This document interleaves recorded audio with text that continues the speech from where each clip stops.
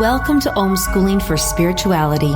The Flow is a delightful mix of insight, divine inspiration, and humor, where wisdom meets earthiness to help your ongoing spiritual growth and transformation.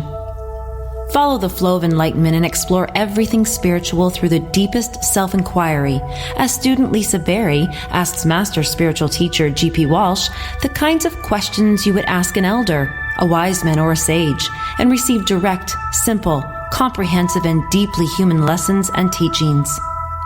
From transcending the experience of separation, releasing old conditioned patterns and wounds, and alleviating suffering, to demystifying esoteric practices and revealing one's true purpose and innate freedom. Welcome to the Flow of Enlightenment. Transformation is all there is.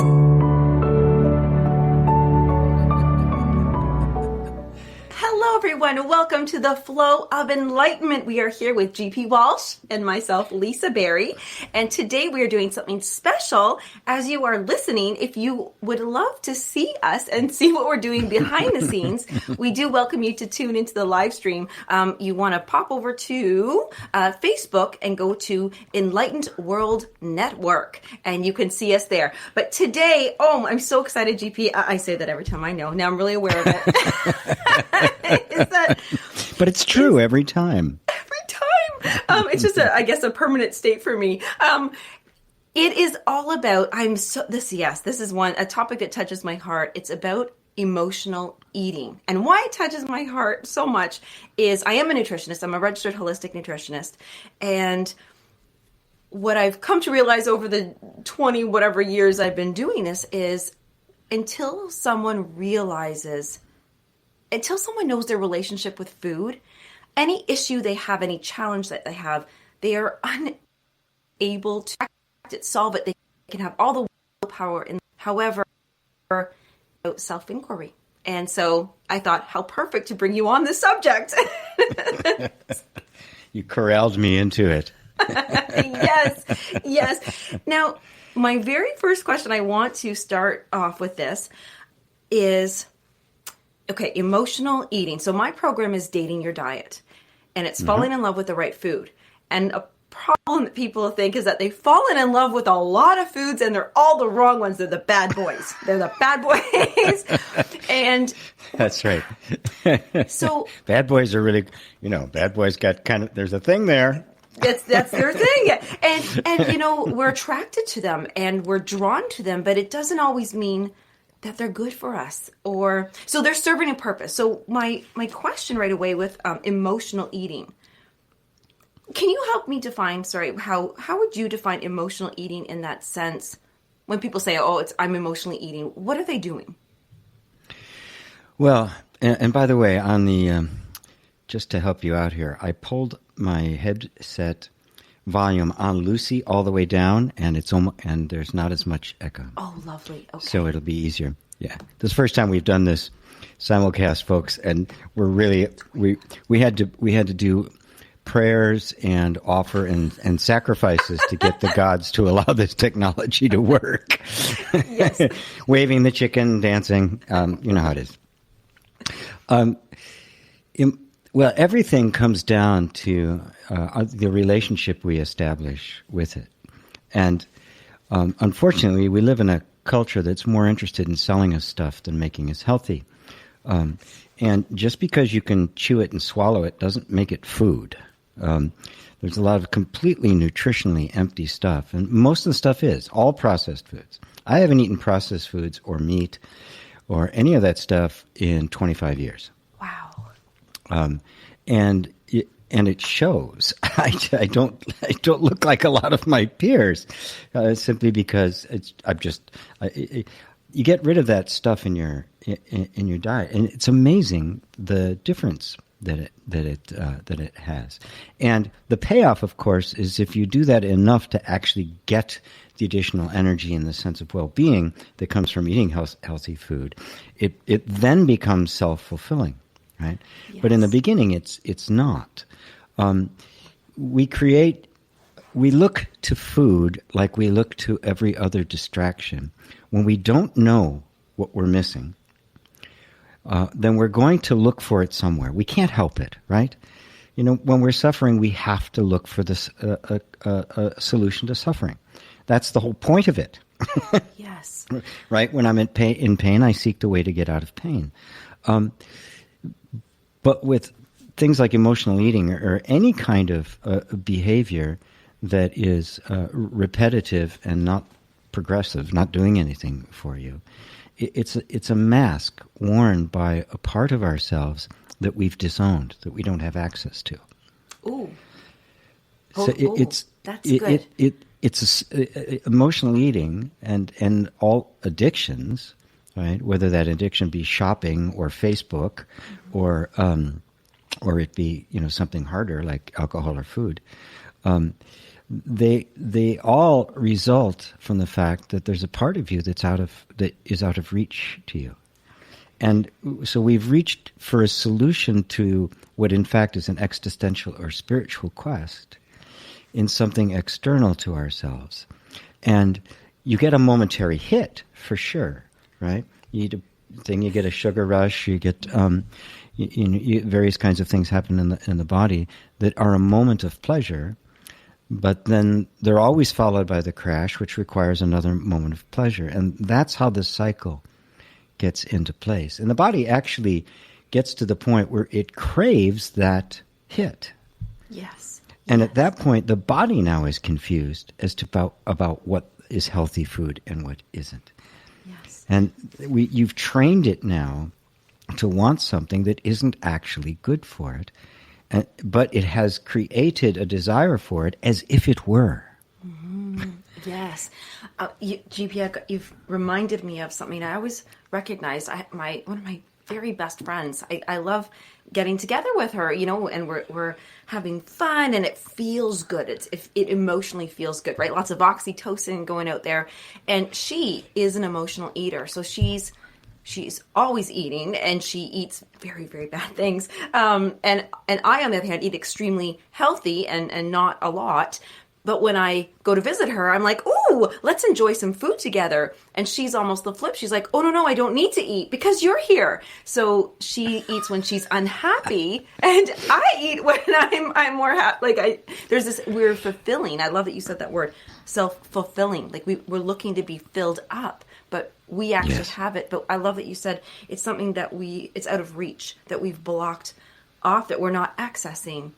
And so we've trained ourselves to look for something to get that hit. Well, we haven't just trained ourselves. You were trained by your parents and your family and the tribe and the culture. Yes. We live in a world that is trying to gratify itself externally, which is why even spirituality has become like this thing you get, right? So now I'll have crystals or chanting mantras or doing hours of yoga, and there's nothing wrong with any of those things, but they're not the spiritual quest, because the spiritual quest has to go inward. Yes. The point is not to acquire some adaptive behavior that makes you feel better. The point is to find out who you are, find out that which is innate in you, which doesn't have to be acquired. Yes. That which is innate, right? Nobody had to teach you how to blink. or swallow the food. Well, or swallow, or digest the food. Right? When you said about searching, what's so interesting is that there are people called food scientists. And those people have gone on a quest to find out who we are. You know what I mean? Like their job, they gather information, but they're there to figure out what is it that they're doing our job almost for us, but then they're using chemicals and they're literally treating foods so that it's more attractive to us. It's more appealing to us. It is the color that we want. They even take meat, and if they've done a poll and have asked people, what would you improve? A thing, I wish this meat was white meat was even whiter. So now they're adding colors to the meat. They're changing so many things, and then they're also knowing what chemicals are giving us pleasure. That lost feeling. This is a diabolical use of intelligence. This is the worst use of human intelligence. We find out what the body needs, and then instead of giving it what it needs, we create a cheap substitute that's nutritionally empty that tricks the body into thinking it's getting food. You can only get it from them, and so basically they're creating addictions, and that's exactly what they want. Fast food has no flavor. All of the flavor in McDonald's fries and hamburgers is chemical. It's added, and there's a couple of companies that's all they do. Yes. Is make flavors, because by the time the food has been processed, it is so nutritionally empty, or it has no flavor. It doesn't even taste like food. So then they have to add it. They have to add it back in. But of course, it's just imaginary. There's no real. Our tastes are supposed to tell us what's good for us and what isn't, and this is the use of it. It's an abuse of human intelligence, and I find it absolutely reprehensible. Yes, and one thing too, and I know we're talking about, how to turn this around with the cause and the cure of emotional eating. One thing that really plays a big role in my life, because I'm such a cat mom. I love all animals, and I have to feed. I'm the mom. I'm buying the food for the cats, and I'm always so interested in when they sniff it and what they'll, I don't purchase takeout food often, but I remember this. What was it? Oh, I won't say the name of the company, but I brought a sub home at one point from an event, and oh my gosh, my little Brinksy, he smelled it and jumped back like, whoa, that's poison. What the hell's that?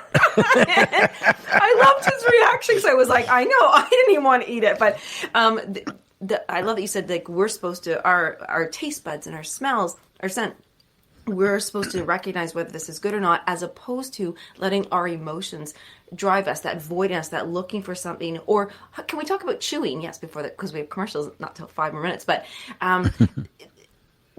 when we go on the path of finding who we are and what times we need to chew stuff because we have tension, anxiety, nerves, is Yes. that also something that along this path, when we start to learn who we are, to know who we are, that settles down too? Are we calmer even in our clenching of the jaw, needing to crunch on something?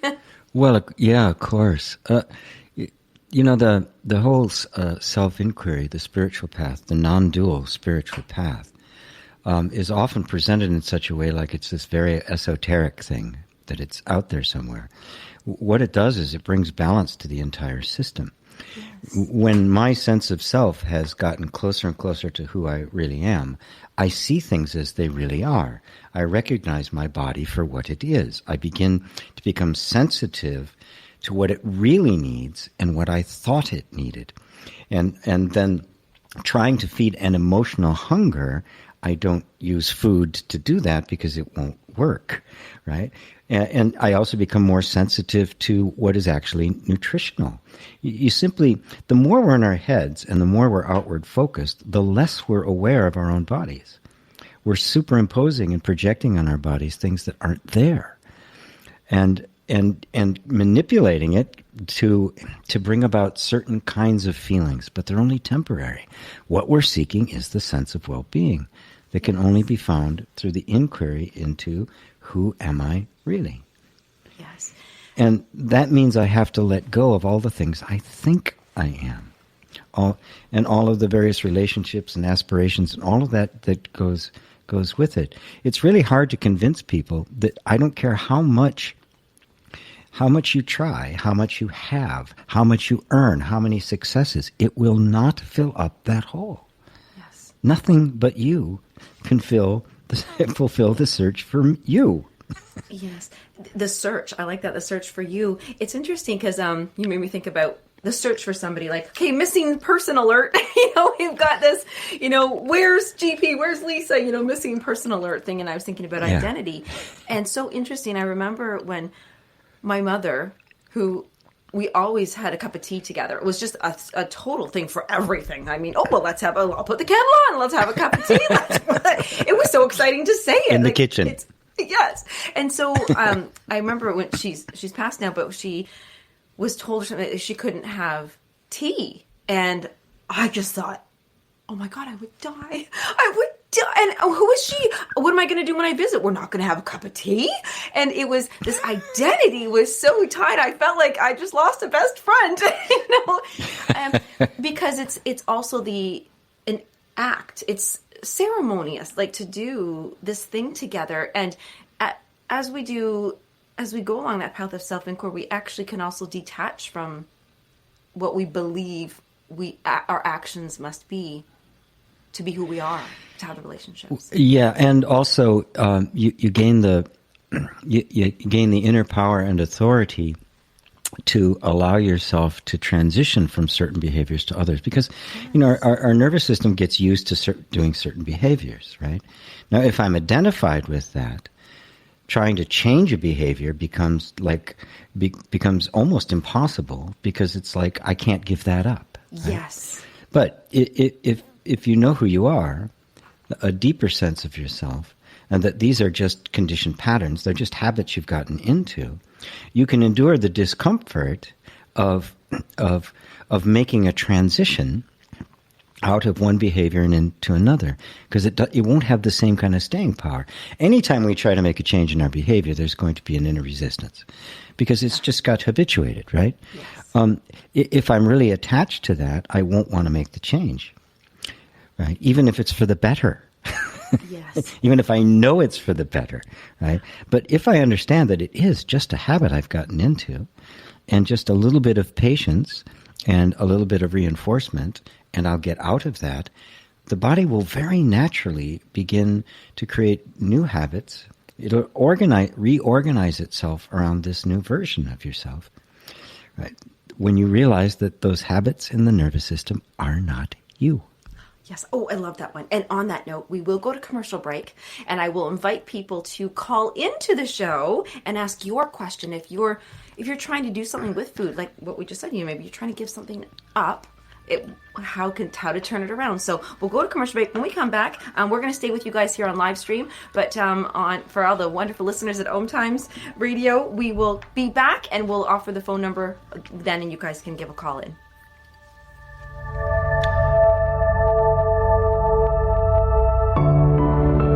The Real Conscious Connection. OMTimes Radio. IOM FM. OMTimes Magazine is one of the leading online content providers of positivity, wellness, and personal empowerment. A philanthropic organization, their net proceeds are funneled to support worldwide charity initiatives via Humanity Healing International. Through their commitment to creating community and providing conscious content, they aspire to uplift humanity on a global scale. OMTimes, co-creating a more conscious lifestyle. My name is Victor Furman. Some call me The Voice. I've always been fascinated with human nature, spirituality, science, and the crossroads at which they meet. Join me Wednesdays at 8 p.m. Eastern on OMTimes Radio, and we'll explore these topics and so much more on Destination Unlimited.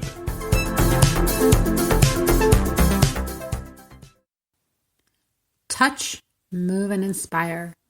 Sharing your story of how you overcame your deepest struggle will serve as someone else's survival guide. You are ready to get the book out of your head and onto the page. I'm Jocelyn Bellows, host of Breakdown to Wake Up, a live stream show dedicated to sharing personal journeys of men and women who have traversed through mazes of uncertainty, dark clouds, and dishonoring themselves, and the lessons they have learned along this path of what one can accomplish in our own self-discovery. And as a writing and life coach, I work with men and women to break through the BS of their lives to find their own voice and leaping into a life they love. It is my belief that when we share our stories of how we overcame what we have been through, it will serve as someone else's survival guide. So if you're ready to get the book out of your head and onto the page, I'd love to hear from you. Go to www.jocelynbellows.com and join me every Tuesday at noon Eastern and Wednesdays at 2 p.m. Eastern. If I could be you, and you could be me, for just 1 hour, if you could find a way to get inside each other's mind, walk a mile in my shoes, walk a mile in my shoes, walk a mile in my shoes. We've all felt left out, and for some, that feeling lasts more than a moment. We can change that. Learn how at belongingbeginswithus.org. Brought to you by the Ad Council. Walk a mile in my shoes.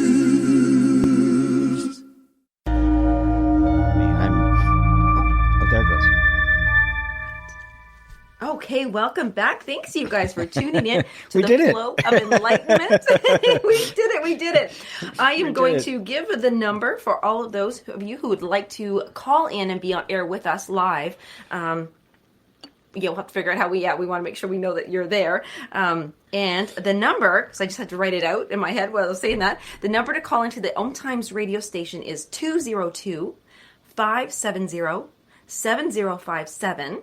And yeah, we'd love to have you on air and ask some of these questions because we all eat. That's the thing. We all eat. And actually, I'm going to go ahead and ask one of the questions that came through on the live stream right here because I just said that.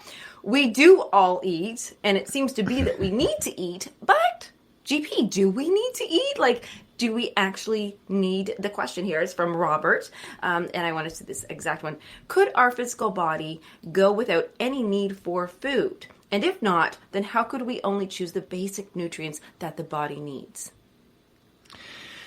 You're doing the spiritual The body is food. Let's put it that way, right? We have to look at, for us, we're sitting down to, a big juicy steak if you're such inclined, or a tofu salad if you're in my class, right? And we see it in terms of this luxury, this flavor experience and all of that, right? But from the body's point of view, it's just a constant interchange of energy. I mean, it's not just happening in the food. That's the big parts. I mean, at the electron level, at the atomic level, we are sharing stuff all the time. The body is a process. It's a function. It's not a thing.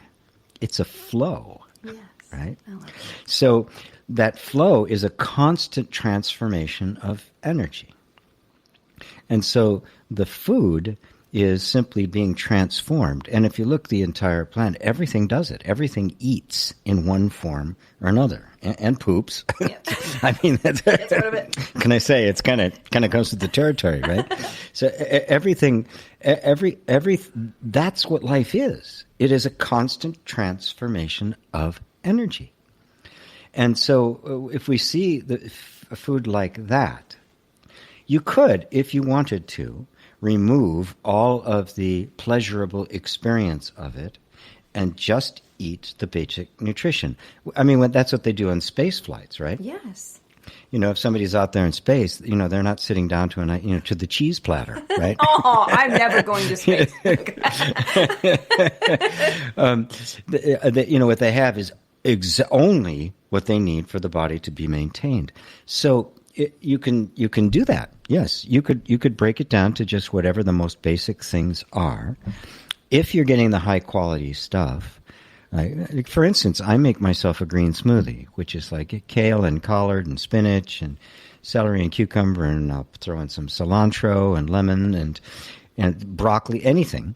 Right, throw it in the blender until it's basically completely blended up, and then I will drink that. And 16 ounces of that or 20 ounces of that is like 5 salads, right? I mean, it's my beaker of that has probably got more nutritional value than the American in that beaker than the standard American diet has in a month. Yes, and it's great for people who are lazy because they don't have to chew 20 salads. Well, you couldn't possibly fit that much, when it's ground up, it's highly, highly concentrated. And, does it taste great? Well, not the best, right? I throw in some cayenne pepper and stuff and the like. It's not a flavor experience. It doesn't taste bad. I mean, it's good, but it's not for having the Epicurean event. Yes, yes. It's to give the body what it needs, and it does. And I can feel the difference. I chug one of those things down, and it's like, yeah, my little cells are, yay. The little Roomba dance. Yeah. GP, I love that you. Actually, it's funny. I came up with this term. A lot of people, we talk about self-love. right? And I came up with cell love. So I want to do a little play on words with that, because you can literally feel the cells in your body dancing and being happy, because you're right. It's an exchange of energy. It's a process. It's a flow. You come alive. And so the nutrients become the most important things. That is what we're trying to do. We want, just like you said, it's a machine. Our bodies have a process. It's a machine. And depending on that quality of fuel, and it's not even just it's the right fuel, and it's the quality of the fuel that you're putting in to keep that going. So on the emotional level, one of my things that I wanted to really ask you here is, can we sit with a little bit more time on when you've decided? So I just want to read something here. When we decide that we need to make a change, we realize that the quality is not there, that we're eating only for the flavor experience, that in fact, that flavor experience is actually damaging us. And as it damages us, see, for me, there are many foods that I hope you guys realize this, it literally depresses us. It brain fog. It blocks us further from being able to know who we are, and it masks us for sure, because now there are children who have ADD. Well, they have it mostly because of their diet as well, but they're now angry or they have outbursts, and this is going to separate us from so many other people, because nobody's going to want to be around you. You're like, oh, that person's grumpy, or they're this. So it's not only just ourselves and finding the path. It is getting along in society, coming up with valuable ideas on how to improve the world, connecting with animals and being nice, and having, there's just so many reasons why we want to be healthy and get there. One of the things is when you really, you know something's not good for you, you need to give it up. Do you have to want to give it up, or is just knowing that you need to give it up enough, GP? That's a really great question. Before I answer that one, there's one other thing I just wanted to add to the whole thing about our happy cells. Yes. The body is a food processing machine, right? Basically it's a carbon-based bipedal self-replicating food processor. That's what it is. Sounds expensive. Right? It's like a Cuisinart, right? It digests and reproduces. So it goes on dates. Okay. Okay, thank you. We've got a caller. Thank you. You have to remember that it's a machine, but it's an organic machine. Yes. Each one of those cells is a living being, right? So yes, it knows what it wants, and it's happy when it gets it, and it knows what it doesn't want, and it's not happy when it gets that.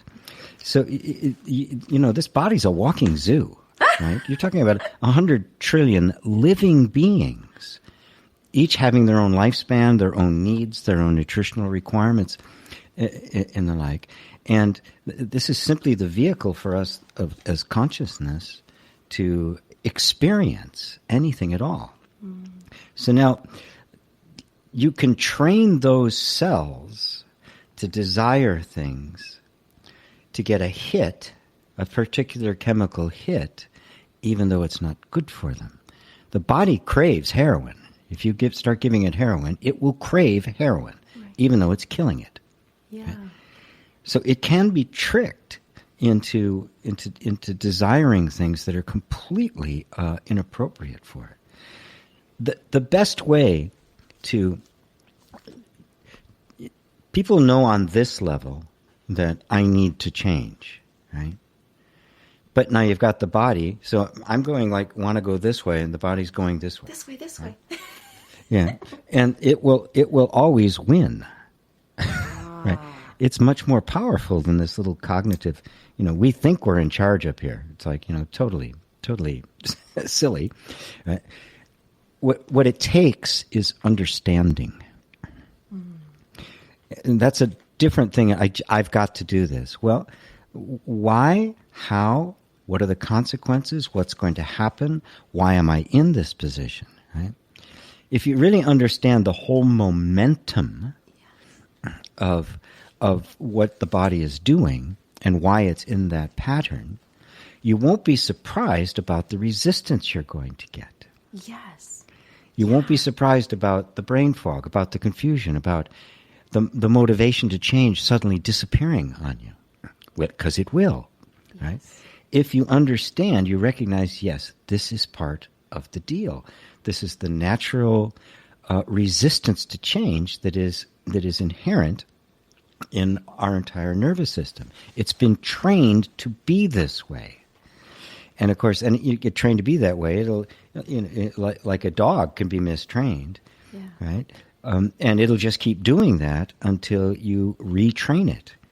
And in the process of retraining it, it's not going to immediately just jump to what you want it to do. It's going to there's a process involved. What are we doing now? Exactly. There's a process of deprogramming and reprogramming. Yes. And if you understand that in depth, and it's always really good to have somebody, a teacher, a guide, a guru, a nutritionist, someone who can remind you that this is what's supposed to be happening. It's not a problem. Yes. The thing I always recommend first, before trying to do anything, increase the nutrition you get. Yes.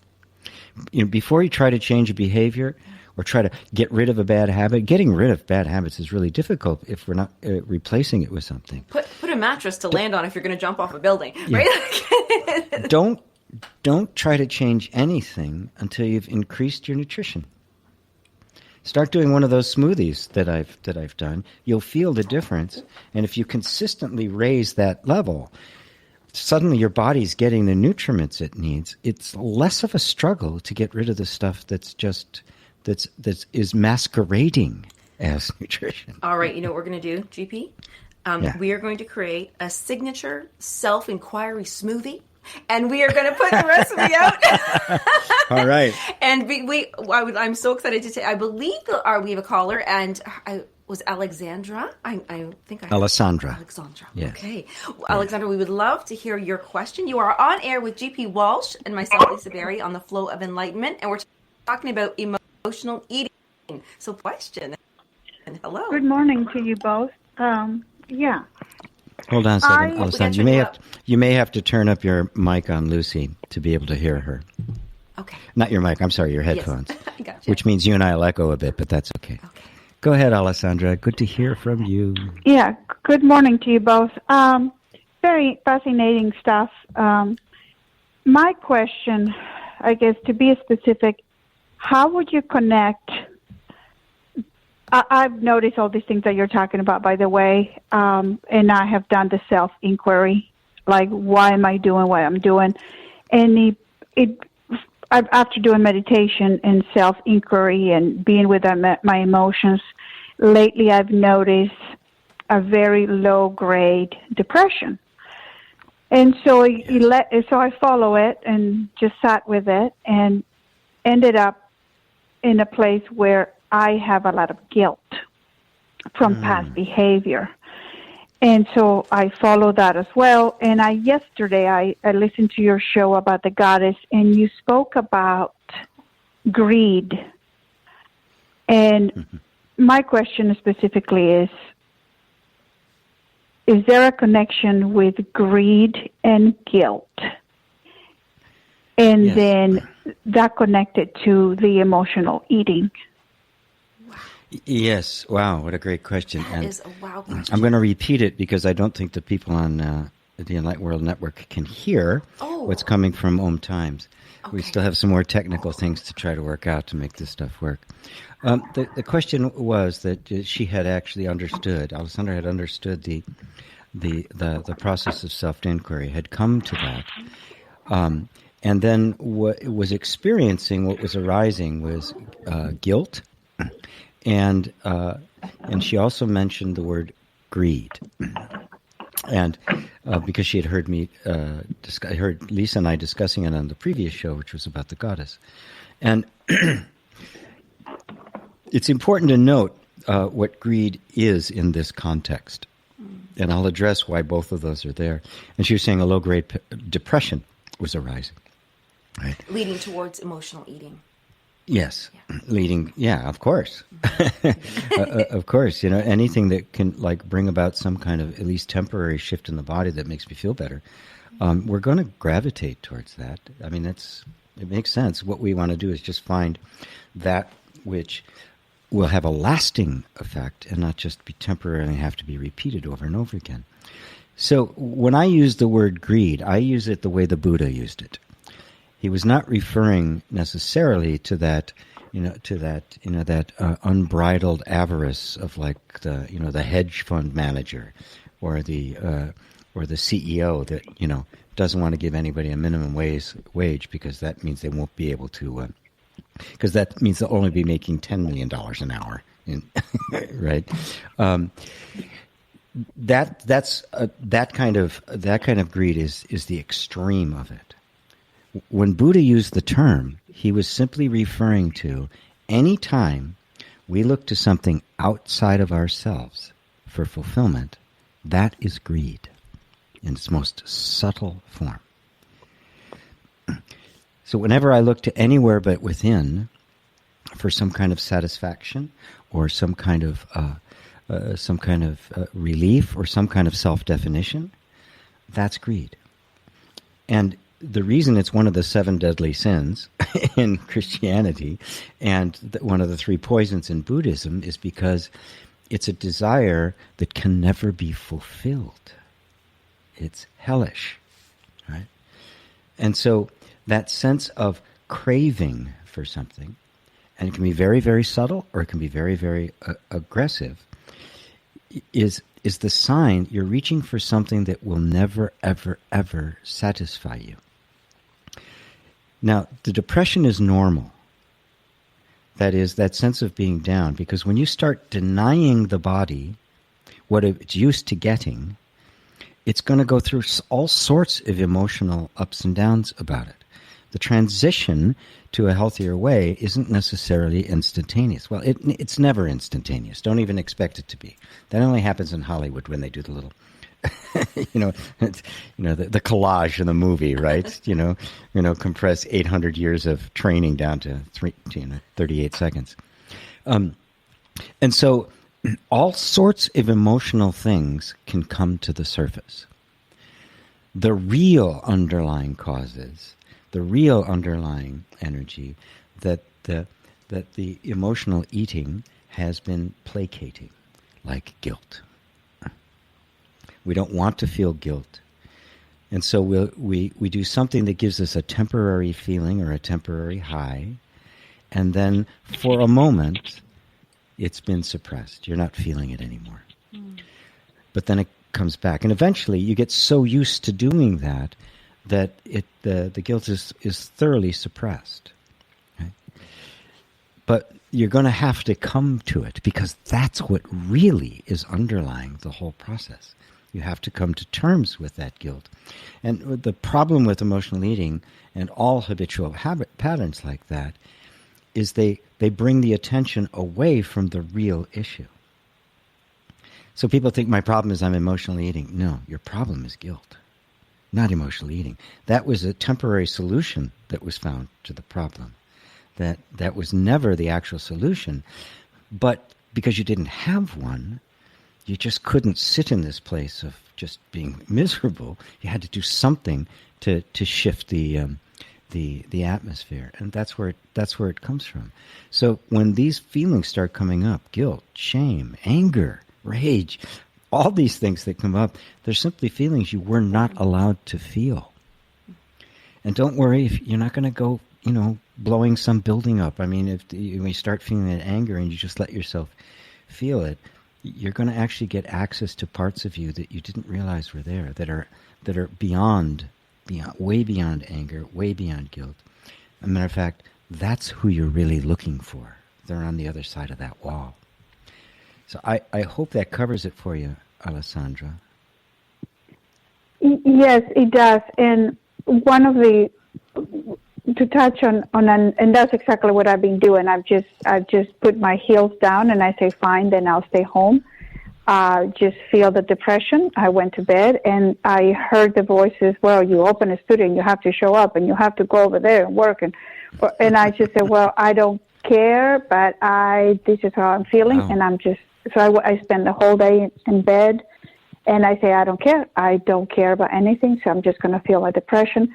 What I did, I have a little, not disagreement, but I'm going in a different direction than what you just suggested about, I guess I reached a point of no return in my case, where I could not possibly eat anything.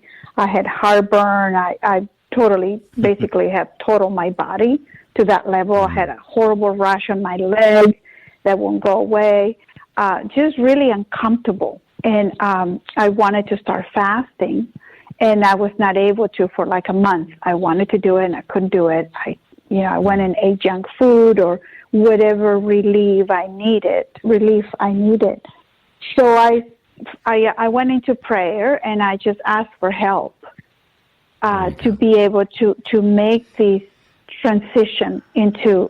I tried to do what you suggested, have a healthy smoothie, but for me it didn't work. Yeah. And thank you, Alessandra. We're going to have to break for commercial here. Yes. So, sorry to cut you off like that, but thank you. It's actually a real show. I have to follow some rules. So thank you, and I'll definitely get to that as soon as we come back. Thank you. Thank you, Thanks, Alessandra. Alessandra.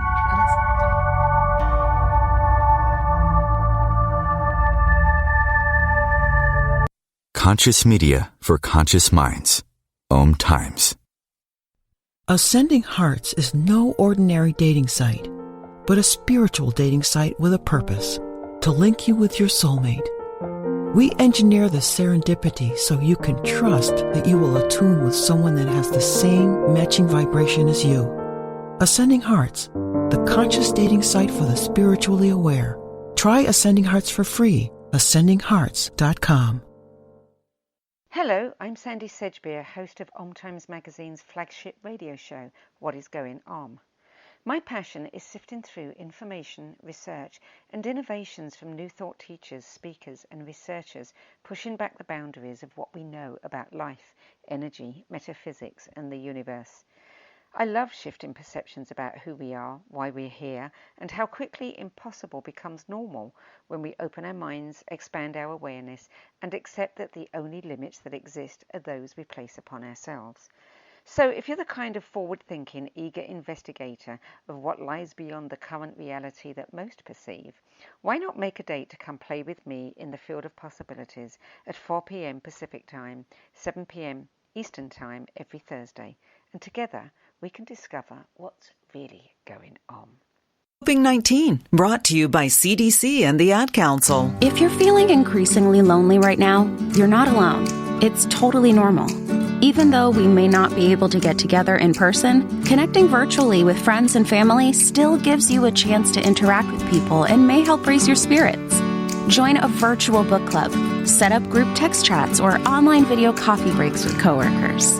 Find more self-care and coping tips at coping-19.org.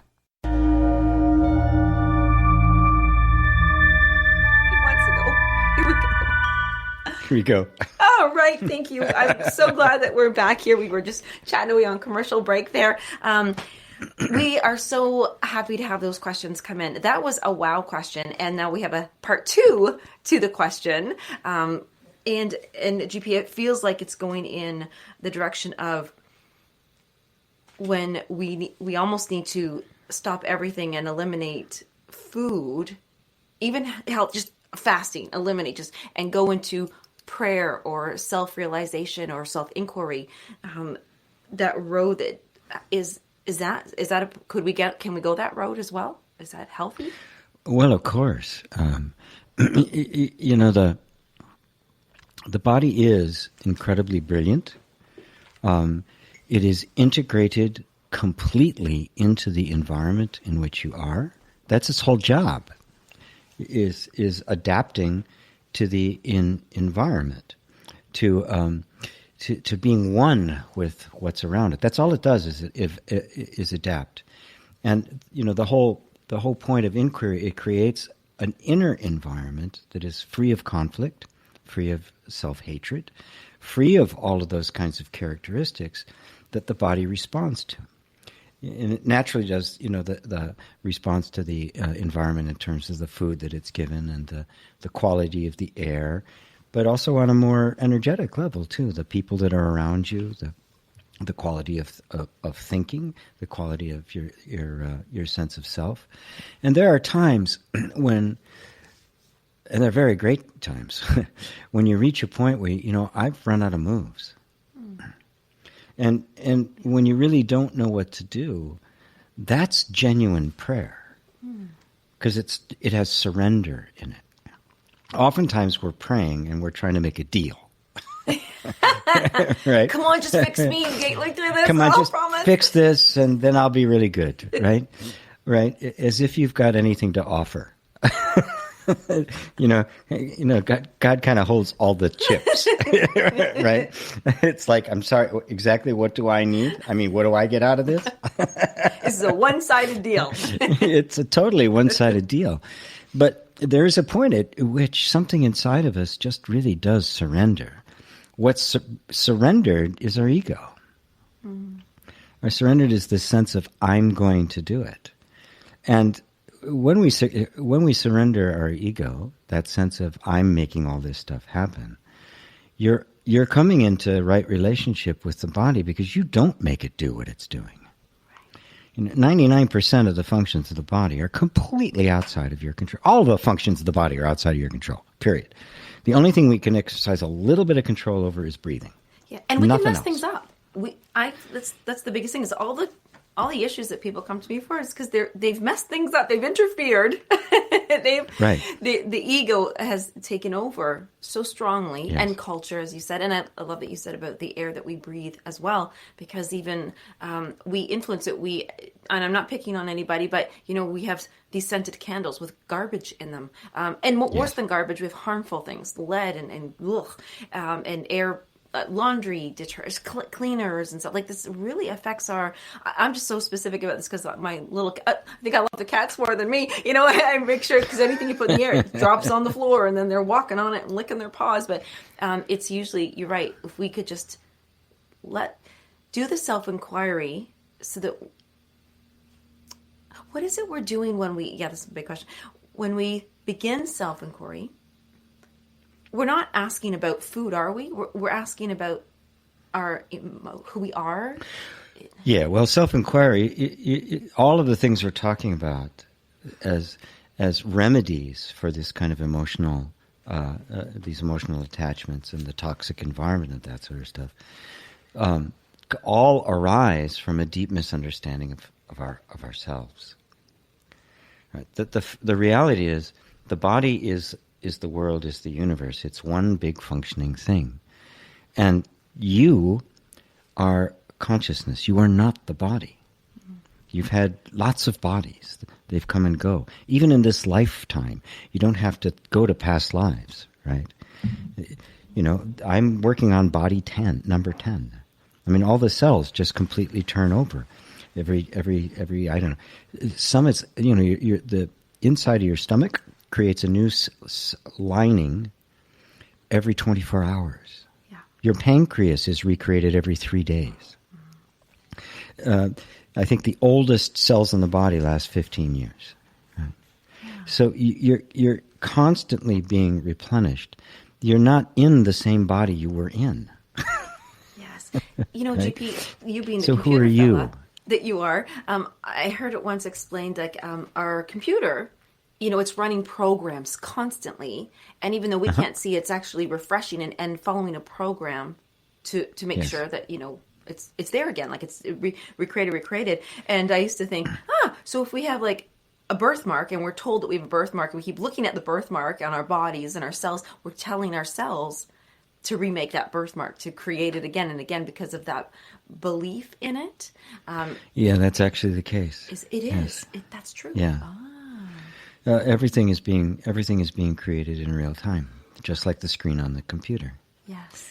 Right, or just the sound coming coming through. It's a bunch of sound waves. The computer screen is a perfect example of that because it's just refreshing so fast we don't see it. We don't see it turning on and off because it turns on and off 60 times a second, which is faster than the eye can detect. It has to get down to about 15 frames a second before we can actually begin to detect, the jerky motion, right? Like very old films, right? Yes. But it's like around 25 frames a minute, and it becomes completely invisible, which is why movies were like 30 frames a minute, and computers refresh at a rate of 60. So it is constantly producing what you're seeing.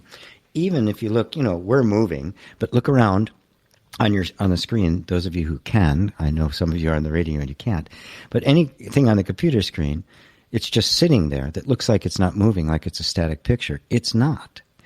It is a picture being recreated, just the same picture recreated 60 times a second. It's a great analogy for our life. We are recreating every single second the same picture. Yes.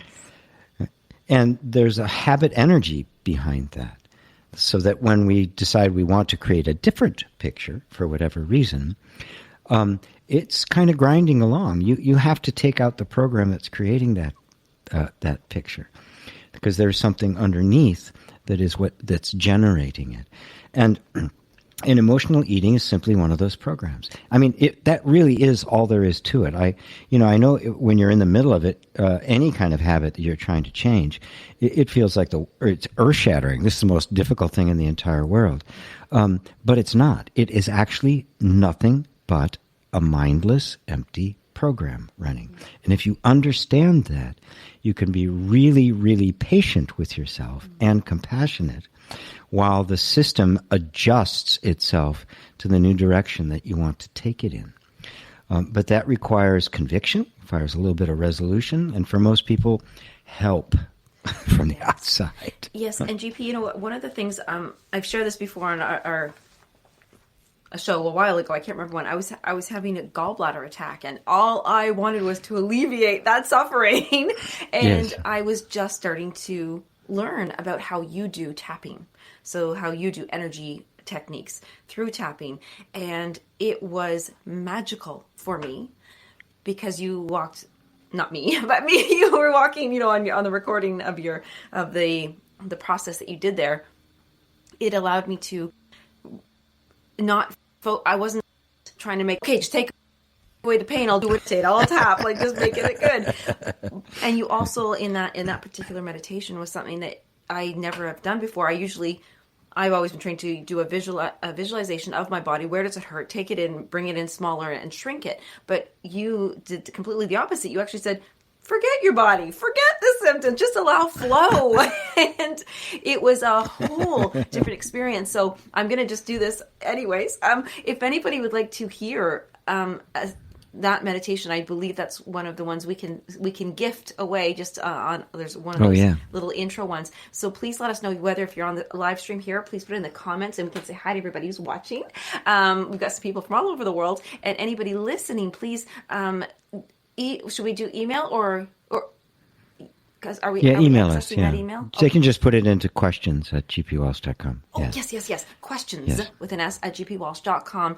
And just say, yes, I'd like to have that audio. And your audio's GP. First of all, we love listening to your voice. And secondly, it's just such a different way. And whether you're a tapper or not, maybe you do EFT tapping, maybe you don't, but GP will teach you how to do that throughout the thing. And our final couple minutes that we have here, because we wrap up at 2 minutes. Before the hour, just close. Could you just share with us what would be a beautiful place to start with opening up and allowing patience and acceptance of where we are and to allow this new programming to take place on emotional eating? Well, that's kind of the heart and soul of it. We get so desperate to change things that we put enormous pressure on ourselves, and it creates an inner conflict, and it's counterproductive, right? The body is in the shape that it's in. It has got these habits. They're there for a reason, and it always has something to do with it's trying to protect you. It's not working against the better life that you want. It believes it's protecting you. And so the first thing is to approach this with the sense of a compassionate allowing, right? Yes. You didn't choose to get into the position that you're in. It just happened because you didn't know any better. You didn't know the right way, or you would have done it. I mean, it's really that simple, right? And of course, you went in a direction, and and now there's some momentum behind it. So you simply first come back with this sense of a willingness to be present with what is happening inside of you. If you're not, if the drive is just, I just got to change, I get rid of it, what you do is create an inner conflict. The nervous system detects this as a danger and actually digs in more because it's trying to defend itself. Yeah. The way to drop all of these habits is this kind of self-acceptance that simply allows yourself to feel what you're feeling. When you do that, it seems counterintuitive. People, well, if you allow it, it's just going to continue. So actually, the opposite is true. If you allow it, you drop out of the conflict. The body senses you're not pushing on it. It feels that as a sense of safety, and it immediately begins to adapt to the new environment of safety. Whereas when you're trying to fix it, it detects that as danger. It's like you're trying to push me out of this behavior that's keeping us safe. It won't do it. So it starts with genuinely, I call it the yoga of allowing. It's just this inner posture of